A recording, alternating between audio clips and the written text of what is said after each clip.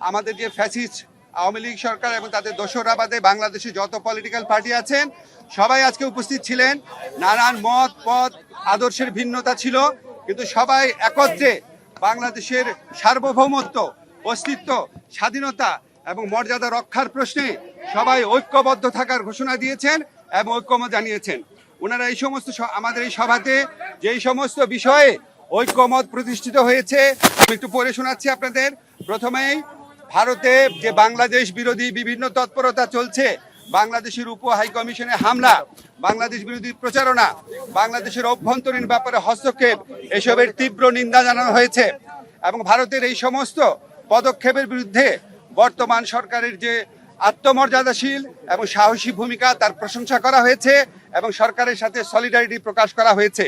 তবে একই সাথে সাথে ভারতের এই সমস্ত প্রচারণার বিরুদ্ধে সরকারকে আরও শক্তিশালীভাবে, আরও বেগবানভাবে এটাকে অ্যাড্রেস করার কথা বলা হয়েছে এবং এই জন্য প্রয়োজনীয় যে প্রবাসী যে আমাদের বন্ধুরা রয়েছেন, অন্য রাষ্ট্র রয়েছেন, বন্ধু রাষ্ট্র, তাদের সহযোগিতা, প্রবাসীদের সহযোগিতা, আন্তর্জাতিক সংবাদ সংস্থার যে সাংবাদিকরা রয়েছেন তাদেরকে এই দেশে ডেকে নিয়ে আসা, এই ধরনের নানান পরামর্শ দেওয়া হয়েছে এবং আমাদের কমিউনিকেশন স্কিল এবং ইন্টারন্যাশনাল লিগাল স্কিল বাড়ানোর পরামর্শ দেওয়া হয়েছে।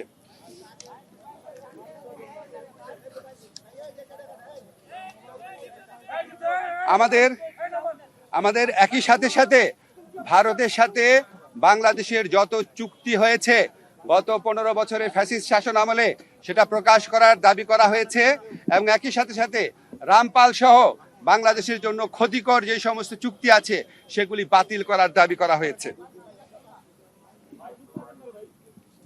বাংলাদেশের প্রতি ভারতের যে অর্থনৈতিক নিপীড়ন, যে সাংস্কৃতিক আধিপত্য প্রতিষ্ঠার চেষ্টা, অভ্যন্তরীণ ব্যাপারে নাক গলানোর চেষ্টা, সেটার নিন্দা জানানো হয়েছে এবং ভারতকে বাংলাদেশের প্রতি মর্যাদাশীল আচরণ করার, সৎ প্রতিবেশী সুলভ আচরণ করার আহ্বান জানানো হয়েছে।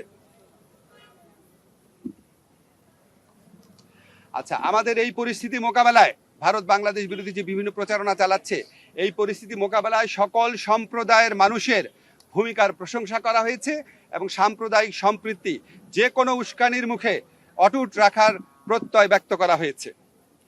সবশেষে সবাই একটা জিনিস বলেছেন যে আমাদেরকে আর শক্তিহীন, দুর্বল, নতজানু ভাবার কোনো রকম কোনো অবকাশ নাই। যে কোনো ধরনের অপপ্রচারণা এবং উস্কানির বিরুদ্ধে আমরা ঐক্যবদ্ধ থাকব এবং আমরা আমাদের ঐক্য অটুট রাখব, আমরা সাহসী থাকব এবং আমরা যে কোনো ভবিষ্যতেও যে কোনো ধরনের প্রচারণা আসলে, যে কোনো ধরনের উস্কানি আসলে আমরা আমাদের ঐক্যকে আরও বেগবান দেখানোর একটা প্রচেষ্টা অব্যাহত রাখবো। একই সাথে সাথে আমাদেরকে বলা হয়েছে, এটা প্রস্তাব আকারে আসছে যে আমরা যে গোটা জাতি এই যে ভারতের অপপ্রচারণার বিরুদ্ধে ঐক্যবদ্ধ রয়েছি, এই জন্য আমরা সবাই মিলে একটা সমাবেশ করতে পারি কিনা, সবাই মিলে একটা পলিটিক্যাল কাউন্সিল করতে পারি কিনা, এমনকি নিরাপত্তা কাউন্সিল করতে পারি কিনা, এই ধরনের প্রস্তাব আনা হয়েছে। এই সবার মূল সুর ছিল যে আমাদের মধ্যে মত পথ আদর্শের ভিন্নতা থাকবে, আমাদের রাজনীতি ভিন্নতা থাকবে, অবস্থান ভিন্নতা থাকবে, কিন্তু দেশ সার্বভৌমত্ব এবং অস্তিত্বের প্রশ্নে আমরা সবাই এক, সবচেয়ে উপরে দেশ এবং এটার থেকে আমরা কখনো বিচ্যুত হব না। বাংলাদেশকে দুর্বল, শক্তিহীন, নতজানু ভাবার কোনো রকম অবকাশ নাই।